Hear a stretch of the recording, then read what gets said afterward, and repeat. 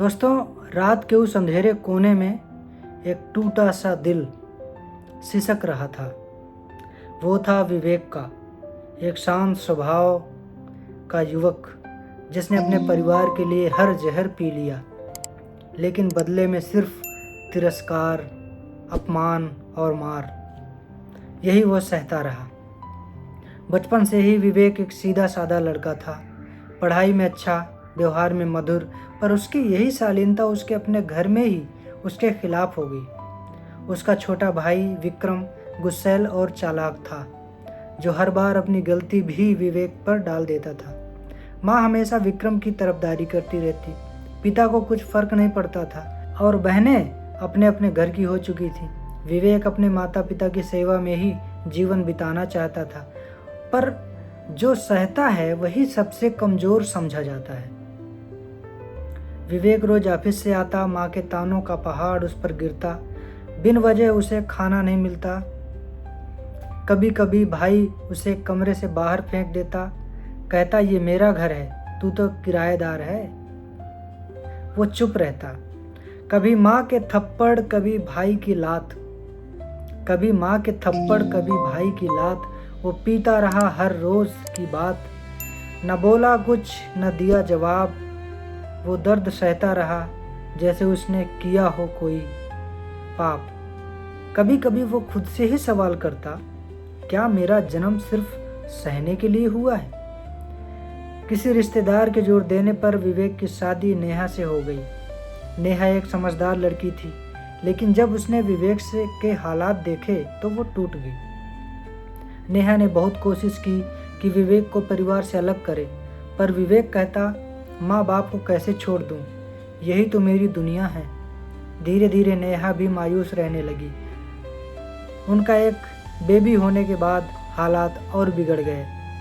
सपनों का घर कब टूटी झोपड़ी बन गया, सपनों का घर कब टूटी झोपड़ी बन गया, जहाँ रिश्ते जलते रहे और प्यार राख बन गया। हंसी की जगह आहें गूंजती थीं, हर कोना गवाह था कि जीवन अब सजा बन चुकी थी। एक रात विवेक के भाई ने नेहा को पीट दिया। विवेक जब ऑफिस से लौटा तो नेहा दरवाजे पर बेहोश पड़ी थी। उस रात विवेक की आत्मा कांप गई। वो अपने कमरे में जाकर बहुत देर तक रोता रहा, फूट फूट कर रोया।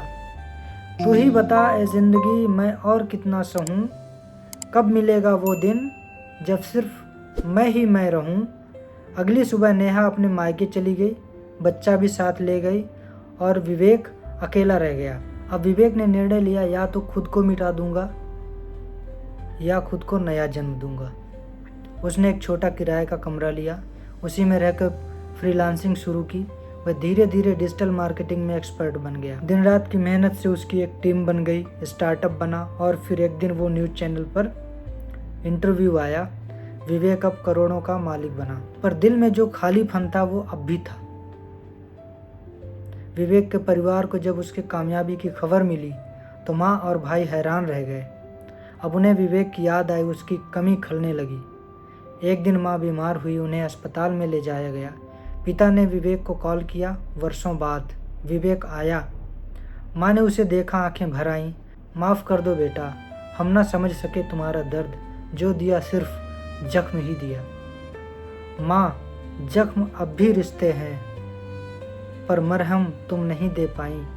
अब मैं ठीक हूँ, पर उस छोटे से बच्चे को ढूंढ रहा हूँ जो कभी तुम्हारी गोद में मुस्कुराता था। माँ का निधन कुछ ही हफ्तों बाद हो गया। भाई विक्रम को एक एक्सीडेंट में अपाहिज होना पड़ा। पिता अकेले पड़ गए। विवेक ने सबकी देखभाल की, लेकिन अब दिल से नहीं, सिर्फ इंसानियत निभाने के लिए। नेहा ने भी वापस आना चाहा, पर अब विवेक कहाँ वैसा था। एक दिन विवेक अपनी छत पर बैठा था अकेला, एक डायरी में अपनी पीड़ा लिख रहा था। मैं टूटा, मैं बिखरा, पर मिटा नहीं। हर ताने, हर चोट को पी गया, पर किसी से शिकायत नहीं की। आज जब दुनिया मेरी है तो मेरे पास कोई नहीं है। काश उस वक्त मुझे समझा गया होता, तो शायद ये अकेलापन मेरा नसीब न होता। छाँव मांगी थी जलते सूरज में, पर छाँव भी धूप निकली। रिश्तों की छत मांगी थी, पर वो भी सीलन वाली छत निकली। अब खुद को ही अपना बना लिया है मैंने, क्योंकि दुनिया की भीड़ में मैं ही सबसे सच्चा था। घरेलू हिंसा सिर्फ औरत ही नहीं, कई बार मर्द भी सहते हैं, चुपचाप बिना बोले।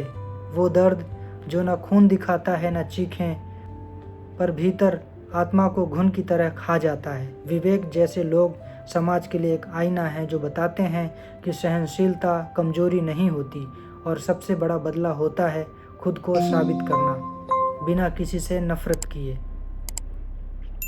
ऐसी ही कहानी के लिए हमसे जुड़े रहें, हमें सब्सक्राइब करें। शुक्रिया।